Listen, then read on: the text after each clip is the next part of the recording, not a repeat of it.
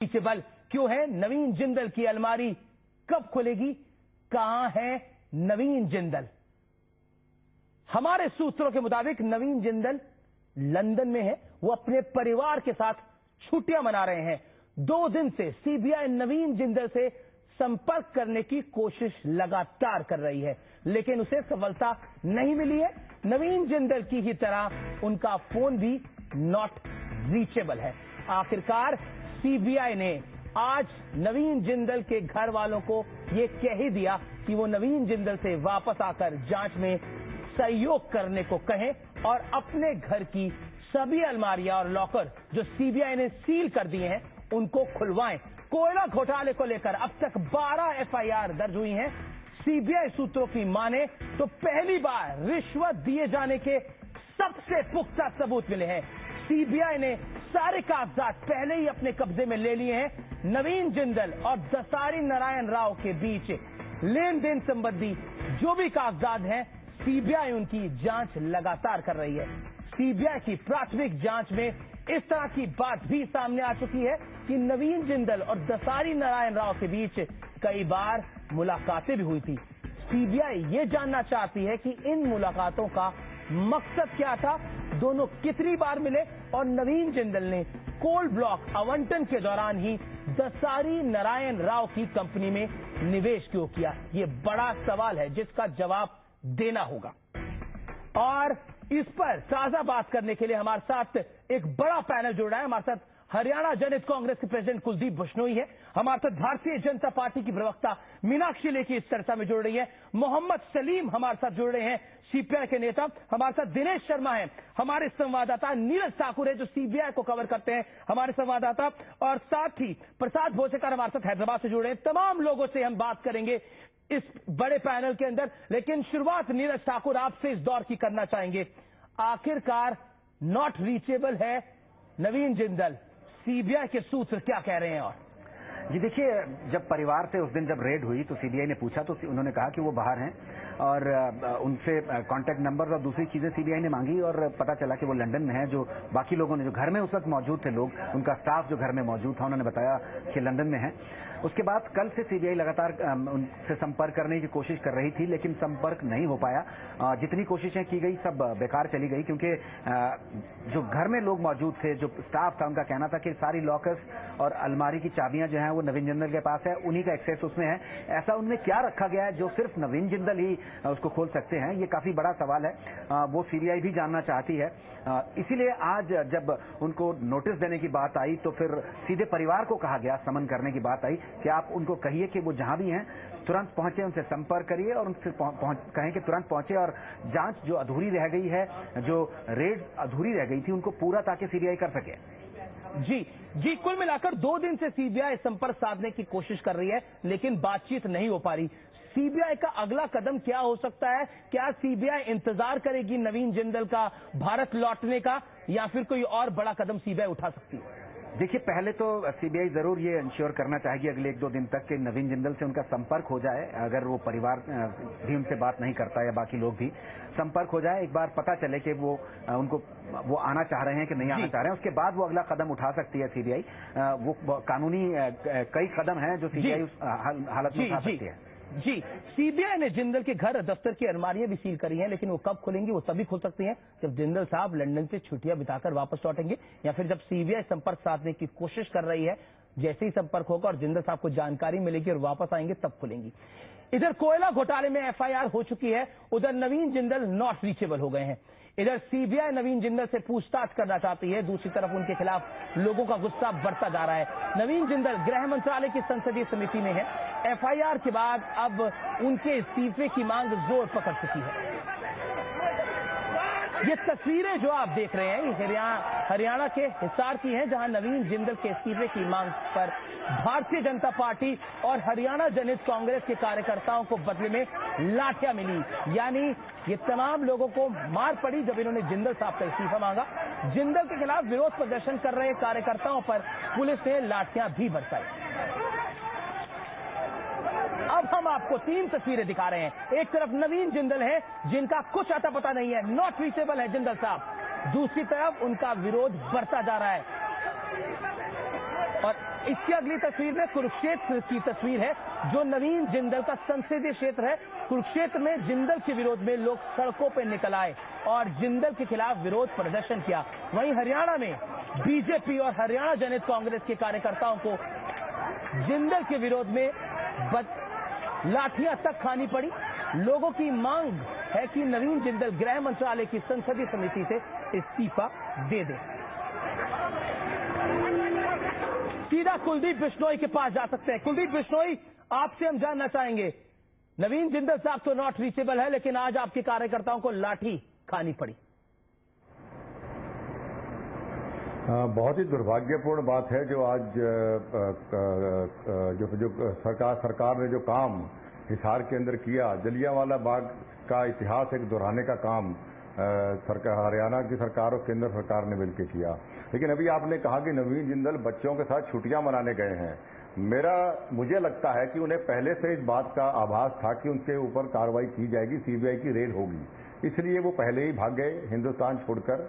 और जिस प्रकार से 52,000 करोड़ रुपए का जिस प्रकार से उनको घोटाला उन्होंने किया, बिकॉज बिगेस्ट बेनिफिशियरी बहुत से टीवी चैनल ने और अखबार के लोगों ने बताया, तो 2 करोड़ 53 लाख रुपए का छोटा सा एक एफआईआर उनके खिलाफ करना, मैं समझता हूं कहीं न कहीं कांग्रेस अभी भी उनको बचाने का प्रयास कर रही है। जी, ये दोनों बातें साफ तौर पर दिखाती हैं कि कांग्रेस पार्टी ने नवीन को पहले बताया कि रेड पड़ेगी, इसलिए विदेश चले गए और एक लोक दिखाई के लिए इस प्रकार का इन्होंने 2 करोड़ 53 लाख रुपए का एफआईआर लॉन्च किया।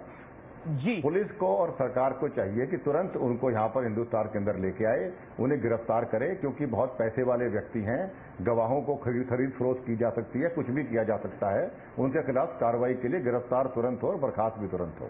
और जो आज हिसार के अंदर हुआ, जितनी भी निंदा की जाए, मैं समझता हूं कम है, क्योंकि प्रजातंत्र के अंदर विपक्ष को अपनी आवाज उठाने का अधिकार कानून देता है। और किस प्रकार अभी आप तस्वीरें दिखा रहे थे, किस प्रकार से पीटा मेरे आदमियों को गया, बीजेपी के आदमियों को गया, जो शांतिपूर्ण ढंग से बैठे हुए थे। जी, निश्चित तौर पर भारतीय जनता पार्टी की प्रवक्ता मीनाक्षी लेखी भी हमारे जुड़े हैं।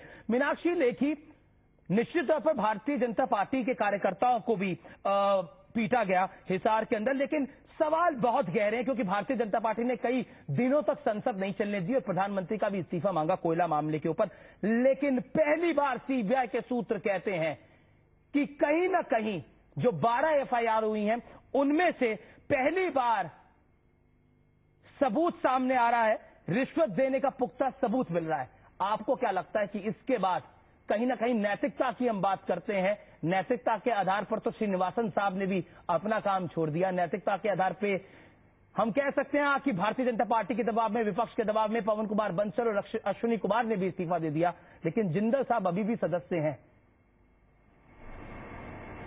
देखिए, नैतिकता की उम्मीद वहां हो जहां पर कुछ अंश नैतिकता का हो, लेकिन कांग्रेस पार्टी ने नैतिकता को एक किनारे बिठाकर रख दिया है और वो मात्र एक शब्द रह गया है।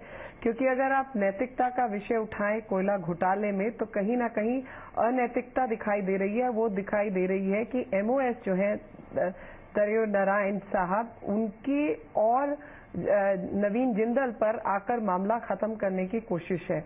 और जैसा कि कुलदीप साहब कह रहे थे कि 2 करोड़ और कुछ लाख रुपए का जो इतना छोटा सा अमाउंट है, उसकी एफआईआर दर्ज हुई है, तो कहीं ना कहीं उसमें मिली भगत जो है और गहरे लेवल की दिखाई दे रही है।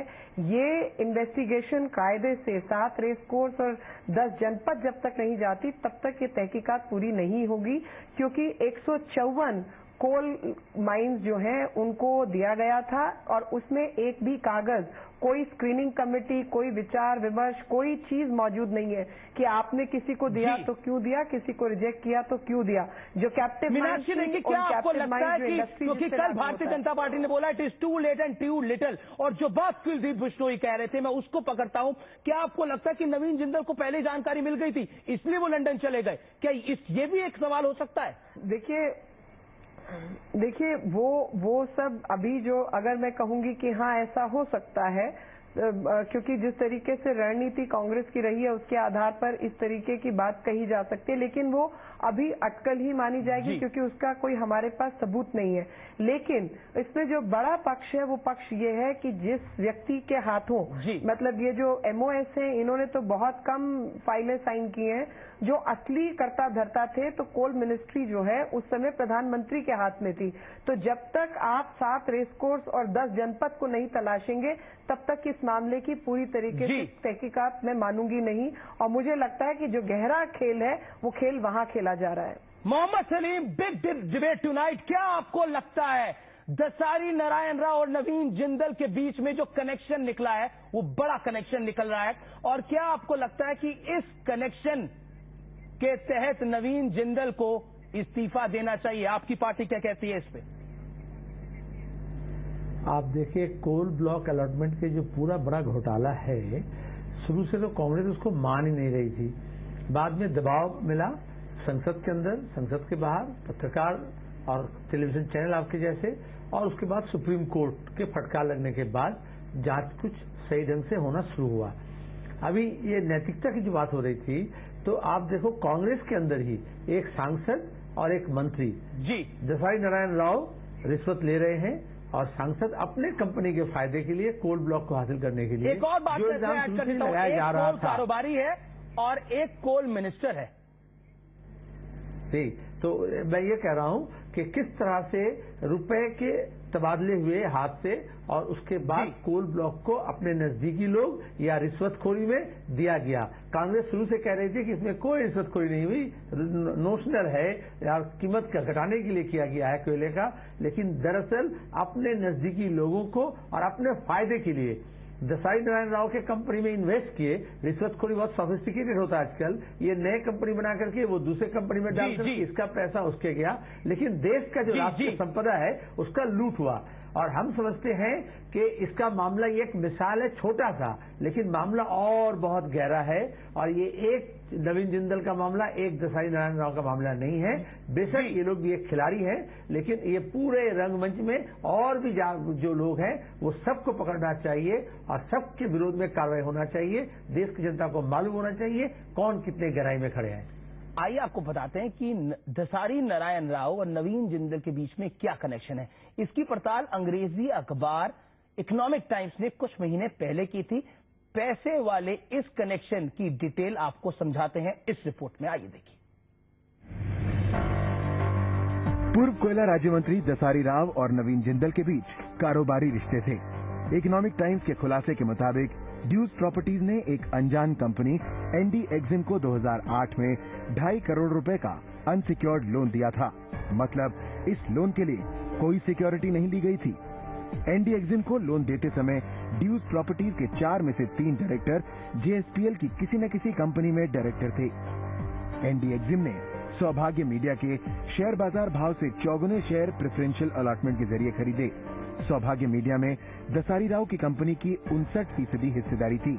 2009 में ड्यूज प्रॉपर्टीज में नवीन जिंदल और शालू जिंदल की 99% हिस्सेदारी हो गई। दसारी राव मई 2004 से अप्रैल 2008 के बीच कोयला राज्य मंत्री थे और नवीन जिंदल की कंपनी को मिले 7 कोयला ब्लॉक्स में से 5 इसी दौरान दिए गए थे। अपने संवाददाता प्रसाद भोसेकर के पास चलते हैं। प्रसाद, आखिरकार दसारी नारायण राव और नवीन जिंदल के बीच में क्या कनेक्शन था? ये तो एक बिजनेस अखबार के हवाले से खबर सबको पता है, लेकिन आखिरकार दसारी नारायण राव अब क्या कह रहे हैं? क्योंकि वो तो अपने फैंस का शुक्रिया अदा कर रहे हैं। बिल्कुल अमीश, कल से जो सूत्र हमको बताते हैं कि काफी बौखलाए हुए हैं दसारी नारायण राव।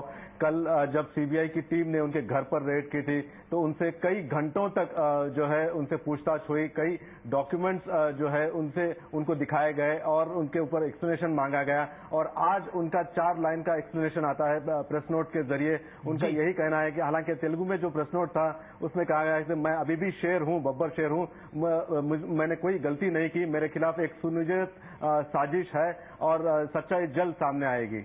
जी मीनाक्षी, लेकिन दसारी नारायण राव कह रहे हैं वो बब्बर शेर हैं और फैंस का शुक्रिया अदा भी कर रहे हैं। ये हो क्या रहा है? मैं मतलब वो जो नैतिकता का आपने पहली बार प्रश्न नहीं, मैं वही इंटरेस्टिंग और क्यूरियस वही कहा जा सकता है, लेकिन जाहिर सी बात है कोई रिस्पॉन्सिबल व्यक्ति का रिस्पॉन्सिबल रिएक्शन नहीं है।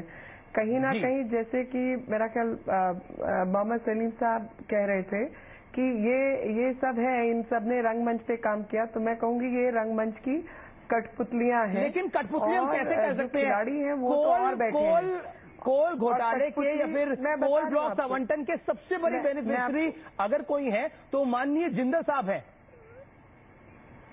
मैं वही कह रही हूँ कि जी। माननीय जिंदल साहब पोल के बेनिफिशियरी हैं, लेकिन रकम 2.5 करोड़ नहीं है, रकम कई 100,000 जी। करोड़ है। वो रकम कहाँ है, उसकी इन्वेस्टिगेशन और तहकीकात चाहिए, और वो ताना बाना कहाँ तक, वो वेब कहाँ तक बनता है वो देखना होगा। और जी। कहीं ना कहीं मुझे लगता है कि वड्रा साहब ने उनको ट्यूशन दिया है कि कैसे कैसे घोटाला मनी को कैसे कैसे सर्कुलेट करना है। चलिए एक छोटा सा ब्रेक ले लेते हैं, छोटा सा ब्रेक ले लेते हैं। जी मीडिया पर एक बड़ी बहस लगातार जारी है कि आखिरकार दसारी राव साहब तो फिर भी रीचेबल है, लेकिन नहीं रीचेबल है, नॉट रीचेबल है नवीन जिंदल। लगातार जी मीडिया पर महा कवरेज, लगातार कवरेज जारी है।